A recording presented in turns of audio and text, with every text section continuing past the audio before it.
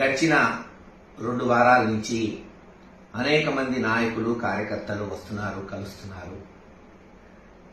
వాళ్ళు అడుగుతున్న ప్రశ్న ఒకటే, ఏంటి సార్ ఇన్ని కార్యక్రమాలు, ఇంత అభివృద్ధి, ఇంత సంక్షేమం జరిగింది, మరి నిత్యం ఎమ్మెల్యేలు కానీ ఇతర నాయకులు ప్రజలకు అందుబాటులో ఉన్నారు, గడప గడప చేశారు, అయినా పార్టీ ఎందుకు ఓడిపోయిందని తరచూ అడుగుతూనే ఉన్నారు. జవాబు చెప్పాల్సిన బాధ్యత కూడా మా మీద ఉంది. ఒకటే ఈ రోజున ప్రతి కార్యకర్తకి, నాయకుడికి చెప్తుంది, సరే రాజకీయాల్లో గెలిపోవటంలో సర్వసాధారణం, మహానాయకులు ఓడిపోయారు, మళ్ళీ గెలిచారు. అలాగే ఇది కూడా మనం ఒక స్పోర్టివ్నెస్ తో తీసుకోవాలి. గతంలో గెలిచాం, ఈరోజు ఓడిపోయాం, రేపు తప్పకుండా గెలుస్తాం. మన బాధ్యతని, ప్రతిపక్ష బాధ్యతని మరి హుందాగా నిర్వర్తిస్తూ